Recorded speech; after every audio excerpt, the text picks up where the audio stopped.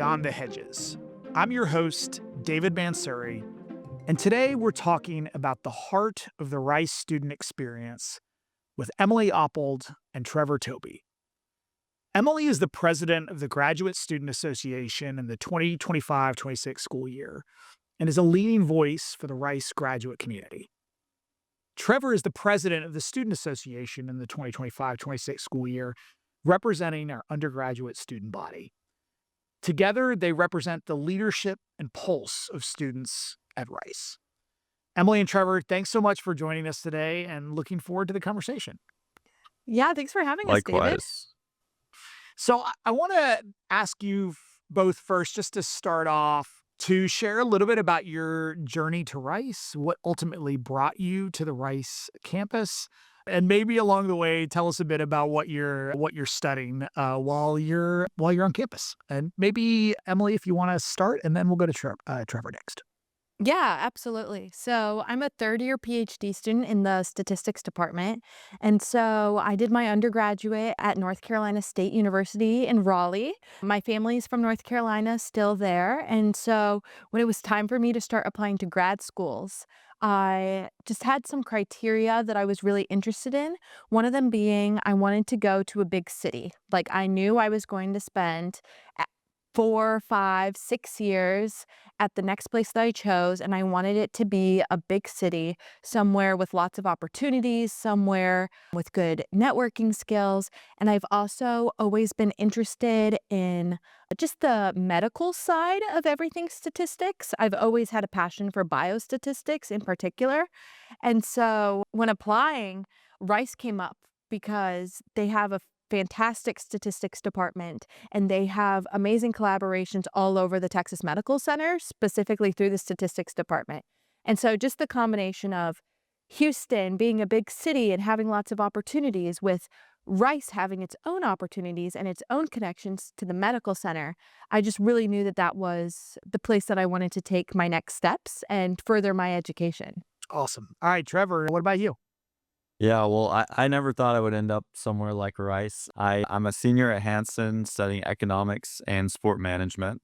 And my first choice was actually the Air Force Academy. And so, that whole process, you go through 2 years of all the things you do, the congressional nomination and all that, and ended up going through that process and ultimately got to a point where everything was good, got my congressional nomination, and then things fell through because if you have asthma after your 13th birthday, you can't, you fail the medical. And so I was like, oh no, what am I going to do now? So I had a choice between Rice, SMU, GW, and I think that was the main, in Georgia Tech. And so I visited all of them. Actually, at Georgia Tech, funny story, I ran into some of their administration and I was talking to them and they were like, wow, you stole a good one with Reggie.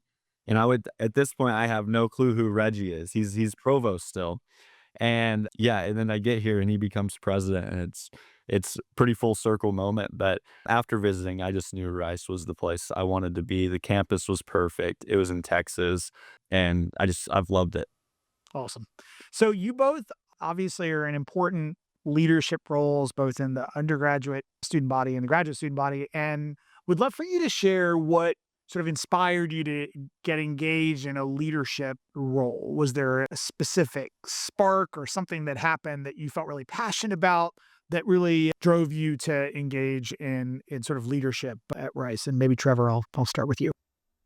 Yeah, so as a freshman, I came in and I knew I wanted to get involved in some sort of leadership. And so I got involved as new student representative at both Hanson and in the Student Association. And so I spent a year comparing how the two ran and seeing how it worked and everything. And so at the end of that year, I thought, wow, the Student Association is really broken right now.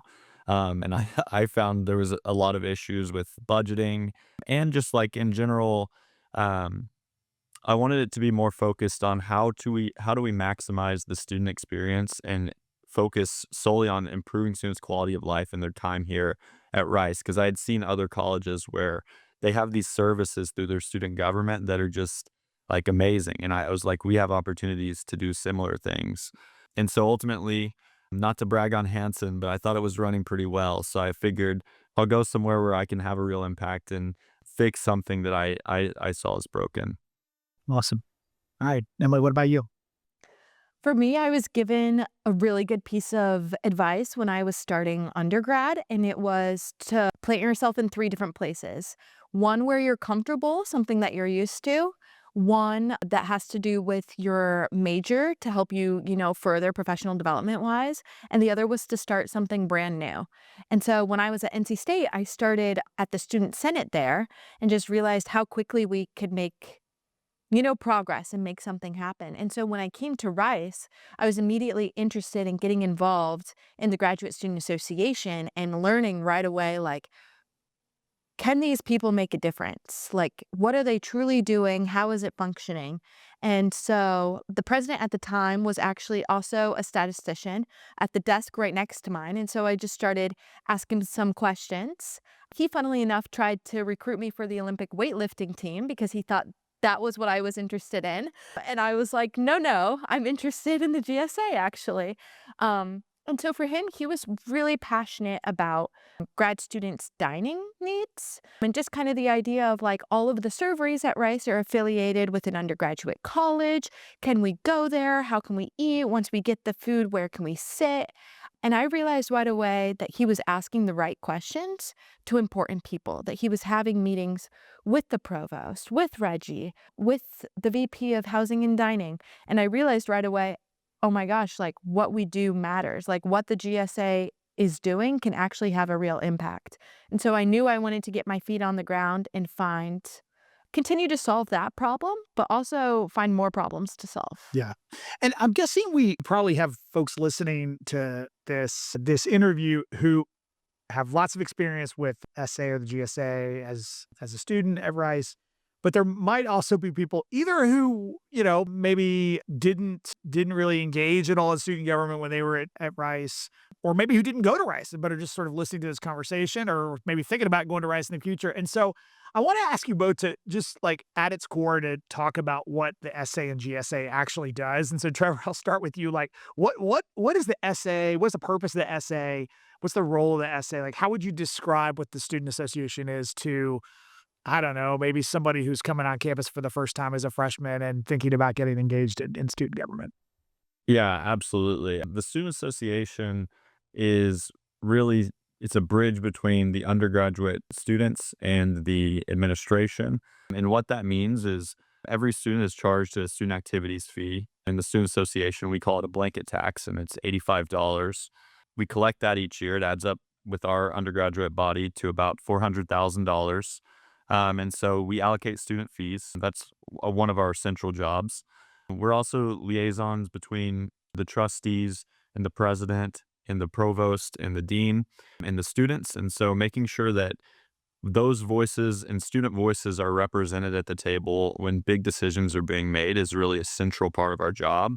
And then also advocating to expand, and this is to me is our central mission, is improving student quality of life at Rice. How do we expand services? How do we make sure that students are taken care of? How do we make it the best experience for students on our campus? And so to me, I see that as our central role, and we've pursued that through a lot of things like printing credits and 24-hour spaces and late night dining and all kinds of stuff. But yeah, I would say that's our central role is student quality of life and bridging the gap between students and administration. Cool. All right. And Emily, what about the GSA? I'm guessing some of the GSA's role is similar, but also different given the needs of the graduate student population. So yeah, what's if you had a new graduate student who's coming on campus and you were trying to describe to them what the GSA is or what it does, how would you answer that question? Yeah, absolutely. I think Trevor did a great job. I love the idea of us, the SA and the GSA really being the bridge between the students and the deans and the faculty and the staff and the provost and the president. We are the voice for the graduate students. And so, as Trevor said, when graduate students arrive on campus, they are automatically a part of the GSA, every single one of them. And so that's something to definitely think about in terms of advocating, right? Really finding out what the graduate student needs are. And some of those needs are going to look really different than undergraduates, right? Mm. Especially because, 41% of the graduate student population are international students. Mhm. And just kind of keeping things in mind, we're in a whole other stage of life. I think one thing that the GSA does that might be different than the SA is community engagement. So the GSA was created because graduate students from different departments never had a reason to meet. Why would a PhD student in Sure. economics meet a master's student in philosophy, Mhm. right? There was no reason Right. unless they happened to be at Valhalla at the same Mm. time, right? Which is the graduate student bar on campus. And so they kind of founded this as a way to build community between all the graduate students. And then over time, it turned into this advocacy piece. And so, yeah, those are the two main branches of the GSA. Great. So one of the, I think, things that folks listening to this conversation might be curious about is hearing a little bit about what the student experience is like at Rice today, right? We might have people who are listening who were students 20 years ago or 40 years ago, and the experience might be a little bit different and are curious about, hey, what are the topics that are sort of top of mind for students? What's it like being a student at Rice today? And so, Trevor, I want to start with you. Obviously your role focuses on the undergraduate world, and what are some of the topics that have been most top of mind for you during your time as SA president? What topics do you hear students, bringing up? You gave some examples of things that felt like really important to you when you first came on campus, and wonder what issues have felt top of mind for you over the last year. Yeah, so absolutely the biggest issue is how we handle growth. With the expanding student body, there's a lot of challenges that are coming along with that, whether it's housing or just maintaining residential college culture. Over the last 3 or 4 years, we've had there's been major shifts in the way that our social culture is at Rice.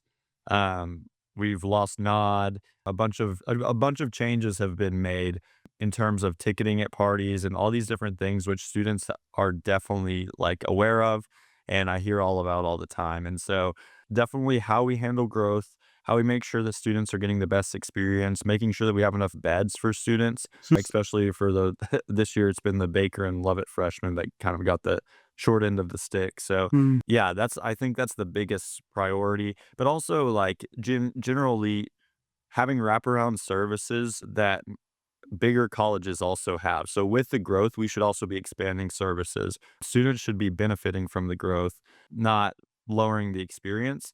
And so that is why we have pursued things like late night dining and printing credits. And we had the largest initiative fund in student association history this year for clubs to apply to. And so like initiatives like this to make sure that students aren't getting left behind in the growth, I think is the biggest priority and the biggest concern among the Yeah, student body right now. great. And Emily would want to ask the same question for graduate students. You mentioned already dining is one topic that's top of mind. So, wonder what else, what other issues are top of mind for graduate students and things that you've heard in the work you've been doing over the last year. Yeah, absolutely. In addition to dining, we've been working hard just to kind of look at the professional development needs of graduate students. It's really difficult, especially looking at master's students who are maybe here for 9 months or 3 semesters, right? Mm. They're in and they're out. And it's like, what can we do in that short amount of time to really impact their professional development needs? And then in addition to that, you look at PhDs and everyone is going a different direction, right? Mm. You can easily split us into two buckets of academia or industry, but really it's so much more than that. And so just really trying to expand alumni connections, things like this, and, you know, things like the Center for Career Development and like Center for Teaching Excellence, right? Mm. And really trying to first of all, raise awareness for what programs they already have for graduate students so that graduate students know that they can hop on that wagon. And then, in addition, creating new ones alongside of those university partners to try to expand. And then, something that my equity and inclusion vice president and I have been working on is a subsidy for graduate student caregivers. So, I think that there's a lot of graduate students that have kids, right? And maybe they're young, right? And I think that plays a lot into the education, how often you can actually get on campus, like your overall student life. And so we're starting to look at resources or a subsidy for them. Like, how can graduate students really rally around those that are caregivers in any sense and support them in their day to day? Because I know that their day to day looks very different than mine. And it's like, Yeah. how can we meet them where they are? Great.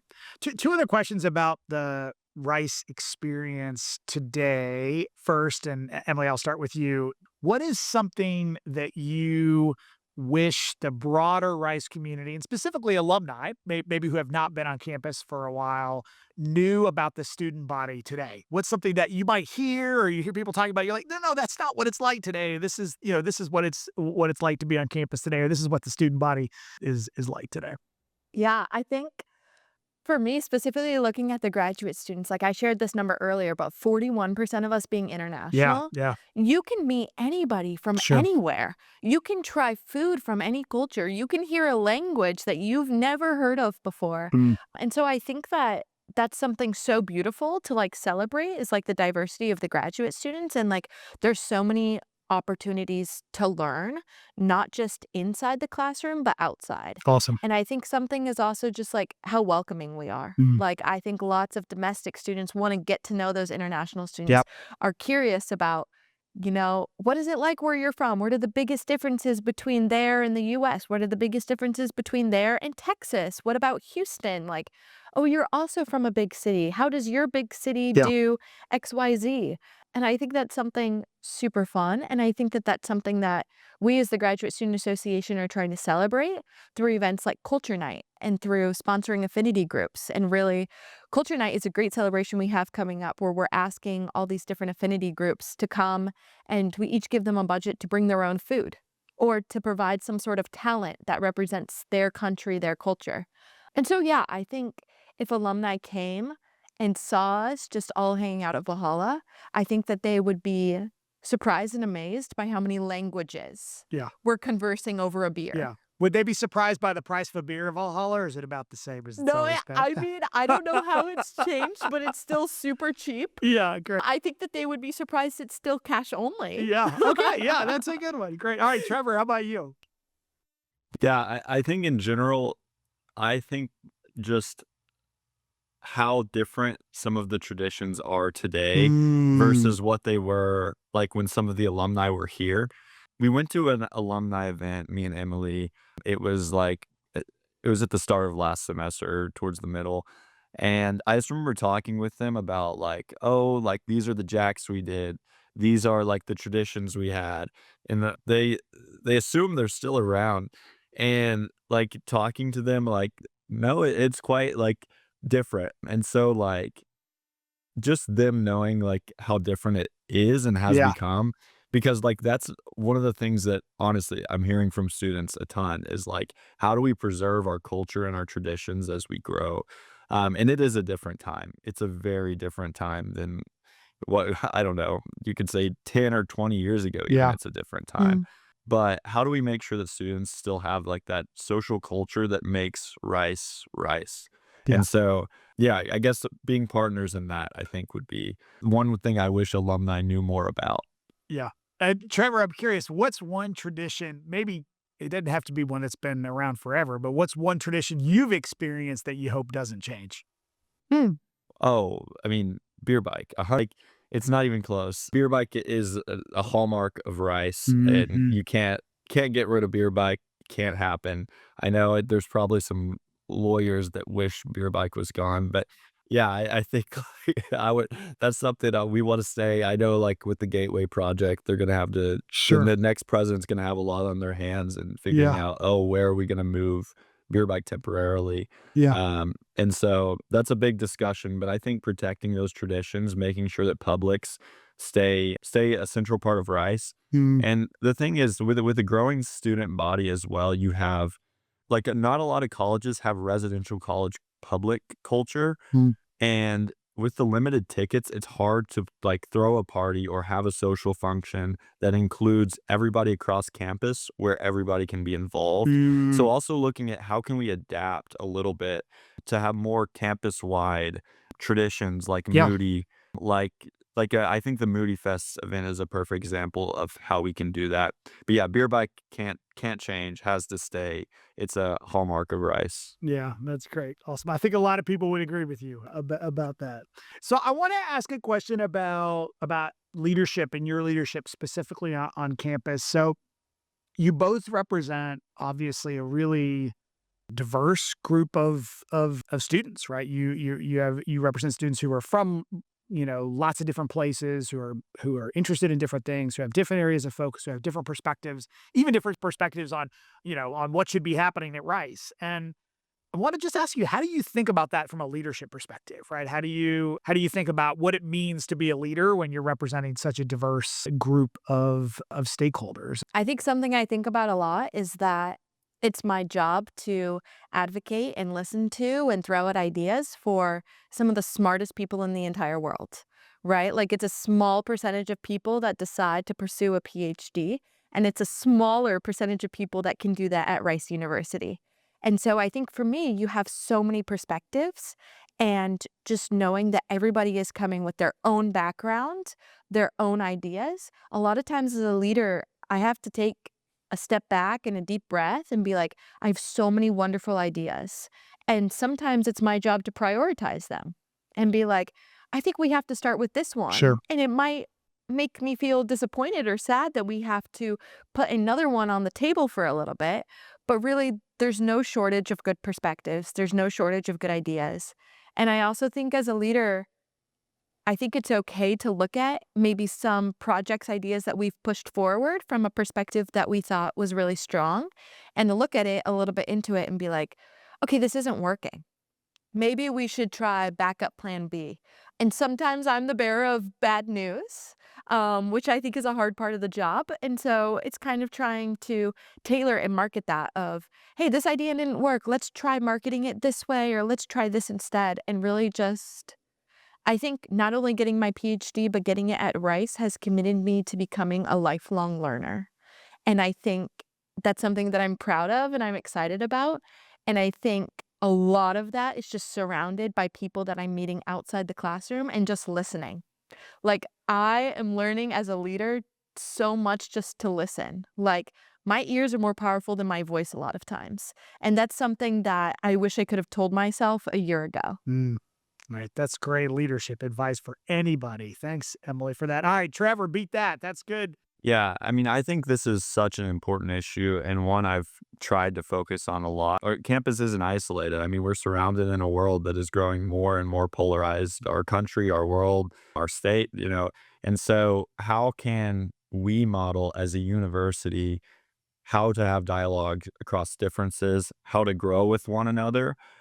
Because really, the college education and the experience should be one of people should be open to having diverse perspectives shared, and we don't learn when we're not curious, when we don't approach it with intellectual humility. And so some of the work we've been doing has been focused on and centered on a couple different beliefs that I have and that our executive team has adopted, which is institutional neutrality. I don't think, like, as an institution specifically, I don't think Rice, but especially our student association, can take a stance specifically on political or geopolitical issues and truly represent the diverse perspectives of our student body. Now, that is not us abdicating our role of starting those dialogues and having those conversations. And so that's really important. And that's something else we've been working on with things like launching the Free Speech Commission, which is looking through university policies and ensuring that these things are discussed and that students aren't being hindered by university policy, but also creating spaces where those dialogues are really happening. One thing that I'm really excited about now, this is kind of is going to happen after my term, unfortunately, but we're doing all the planning and the work for it, is we're bringing two, and this is in the works. It's almost confirmed, so I think I can say it. But bringing two former members of Congress to campus from both parties to discuss issues and political issues facing our world, and then get asked questions by students and really engage them in that dialogue. And we're hoping that that will be something that allows us to have those diverse perspectives modeled but not necessarily adopted. Like, I think that having that open dialogue is really important. And so my thing is I'm not going to take a perspective on these diverse issues unless it has directly pertains to student quality of life. Yeah. And so that's how I've handled it. And we've been, I think we've been fairly successful. Great. All right, and then one more question that I'm just curious about, and would love to hear your perspectives because I know this is something probably top of mind for lots of folks. But that's how is artificial intelligence showing up in the classroom, and what are conversations that you and your colleagues and friends having about AI and education? And want to just ask you to both this question. It's kind of a broad question, but how are you thinking about that? How's that showing up in learning at Rice? Yeah, like what should people know about the experience of students at Rice today, and how that's intersecting with the growth of emerging technologies? Yeah, I mean, I think AI is inevitable. It's growing and it's going to be used in the workforce, and it's being used at a university level. Students are using it. That's a reality. And the classroom is adapting, but I don't know that it's adapting at a pace that's adapting with the rate of technology. And so I think it's really important that our university, and I've talked with President DeRoche and others about this, but I think it's really important that our university is adapting with it, not necessarily being anti AI. I mean, you're going to have AI in the workforce. Like students are going to take jobs where they're going to be using AI. Um, I think it is important for us as a university. The questions that I think we should be asking is not only how does AI shape how we work, but how is AI shaping us as we work, and how is it, yeah, is it formative for college students to be using it in the classroom, and to what Yeah. extent is that something that we should be doing? And so Mm. that's kind of how I'm thinking about it. I know I've had discussions with Reggie and with the head of OIT and different people, and I'm really excited about the stance we're taking on it, but I don't think we're ahead of the curve at all. Yeah. And I don't think a lot of universities are. And so Yeah. it's kind of evolving as we go. Awesome. All right, Emily. Yeah, I definitely agree with what Trevor said. I think that it would be great if the university took more of a teaching stance on it, because I Mm. think like AI is not going away. And if we as Rice want to keep up with other institutions, continue to be competitive, continue to just enhance education, I think that we need to adapt it into the classroom and maybe teach students the best way of how to use it, right? Mm. And use it to our advantage to become more effective, to become more efficient. I think something I'm serving on the AI committee on academic integrity right now for the university. And I think something we talk a lot is the dynamic of trust between professors and students. And I think that's changing a lot with AI. I think lots of students have the ability to use AI on any project, any paper, any test, any quiz. And I think that there's a lot of trust being altered between professors and students, and then vice versa between students and professors, right? Mm. If your professor is super anti AI and then they send you an email and you think it was written by AI, that's going to hurt our culture of Sure. care, Yeah. right? And so I think it's trying to find a happy medium. And I think a lot of that just includes definitions, Yeah. definitions of what is too far with AI? Mm. What is a proper way to use it to be effective and efficient? And I think those are conversations that the university is starting to have and needs to continue to have, Yeah. Great. right? All right. So last question, and then we're going to move to our lightning round of questions. But you're both nearing the end, I guess, of a couple more months left of your term in leadership roles that you're in, and want to ask, what are your hopes for Rice's future? Are there things that you, again, this may not be up to you, right? But are there things that you hope or aspire for a place that I know is special to both of you? Emily, you want to maybe I, start? I could start. I hope that Rice continues to see a connection between graduate and undergraduate students. I feel like right now, something that's going on is two large buckets. One are grad students and one are undergrad students. And I think if you ask one party how the other feels about the other party, you get different responses. And I wish that there was more of a connection. I don't think that means equality. Like I don't think that graduate students need to be split up into residential Yeah. colleges, right? But I wish that there was more of a connection, maybe some sort of mentorship, or Yeah. just I wish I had more undergraduate friends. Like I've really enjoyed learning from Trevor and getting to work with Trevor and hearing about the undergraduate issues and lifestyle. We share the same campus, right? We see each other all the time. I wish that there was more of a connection and more of just um, a mutual feeling between Yeah. the two of us, that we Yep. can grow from each other, that we Yeah. can learn from each other. It doesn't need to be You're grad, you're undergrad. I wish that there was more sharing between the 2 groups, Yeah. and I would love to see Rice do that. I don't know if Awesome. Trevor feels the same way though, so I'd love to hear your thoughts on that, Trevor. All right, Trevor, what are your aspirations for the future? It could be great relationships with graduate students. If you don't say that, Emily's going to be offended I was about probably. to So, say, getting put yeah. on the spot here. Yeah. No, I agree. I think good relations with graduate students is really important and would love to see that grow as well. I think there's a lot of Yep. opportunities there. And yeah, I'm excited to see even working with housing and dining. I think me and Emily Mm, have seen a lot of places where our interests do align and like mm, Yeah. where we should be working together more. And we've actually done some work together. And so hopefully that will continue to expand into the next term. I think for me, like moving forward, my hope for Rice is that this growth that we're seeing is managed in a way that is student centered. mm, That's affordability is prioritized, that student life is prioritized, that culture is prioritized, because I think that that has to be the center of the Rice mission and goal has to be focused on the student. And I think students need to have a voice in that. And so my hope for the future of the Student Association specifically is that one, we would advocate very fiercely about protecting traditions, protecting publics, making sure that administration knows the student perspective on these things, but also being partners and working with them on affordability issues, printing credits, late night dining, and 24-hour spaces is the current issues that we talked about a lot. But there's so many more where students could have more services, and growth is the perfect opportunity for us to be expanding those services to make sure that every student is taken care of because with more students, you have more diverse needs.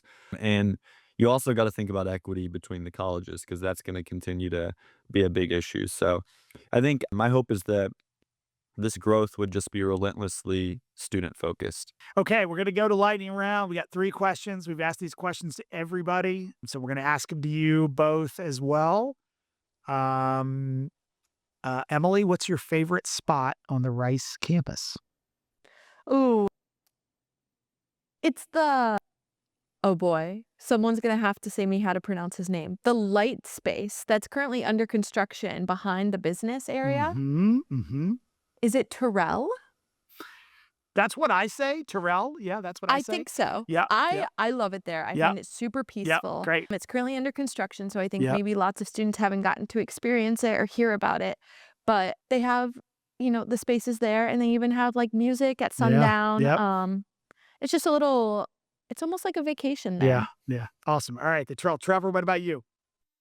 I definitely got to say the academic quad. I just think it's the most beautiful place on campus. I love it there. The Sally Port, obviously can't walk back through it or you're cursed, but Sure. yeah, it's my favorite area. Awesome. Okay, next, Trevor, what's the best book that you've read recently?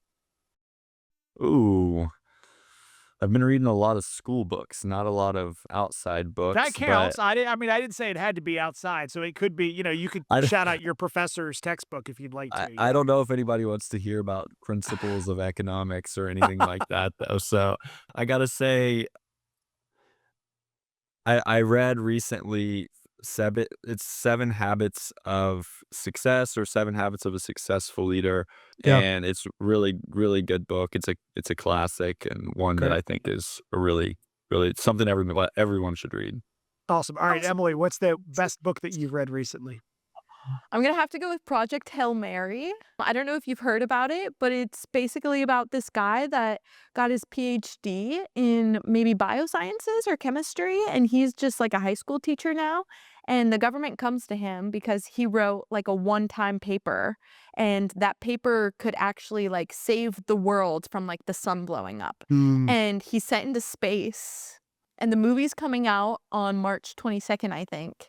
And Ryan Gosling is starring in it. Yeah, my fiancé and I read it together, and it was really fun because we both had our own perspectives on it, and it was super educational, and yeah, it's a great book. Awesome. Okay, and last question. When students apply to Rice as an undergraduate, they're presented with the box, and Mhm. the box is where you put in something that means something to you or matters to you or is meaningful to you. And so, Emily, I'm curious, what would you put in your box? Oh boy. Um, I have a Bible that is in Spanish. And I think that's a good, like, combination of, like, maybe some things that people don't really know about me. It's from, like, my time that I studied abroad in Spain, which was just, like, super impactful on, like, my culture going forward. Yeah. And, like, my faith is something that's really important to me. Yeah. So I think that's what I would put in the Cool. box. Awesome. All Yeah. right, Trevor, you can answer this question by either saying what you put in the box, Yeah, what did you put in the box? or if you would put something different in the box today, you can also say that too. Yeah. So I have a shocking statement to share. I don't know if I would have got elected if I said this. I didn't do rice box. So I never did it. So this is a first for me too, because I thought I was going to the Air Force. I was like, it's fine. I'll do that later. Okay, so Um, what would you put in the box? yeah, no, I think I would similarly. I like Emily's answer. I think I would put a Bible that I got actually when I was traveling. I was in North Africa, and so that's definitely something that's super meaningful to me. My faith is a really important part of my life, and it's something that has grown in my time at Rice, and so Cool. that would definitely be what I would put. Awesome. All right, this is a really fun conversation, Trevor and Emily. Thanks so much for your time today. And I'll say, just on behalf of the Alumni Association, we'll look forward to welcoming you into the alumni community, Rice, really soon as well. And thanks for your leadership on campus and for all you're doing for students at Rice and for the university as a whole. And to our listeners, just want to say thank you so much for tuning in. Be sure to subscribe to Beyond the Hedges wherever you get your podcasts. Follow us on social media and be sure to leave us a review. And we'll look forward to seeing you next time.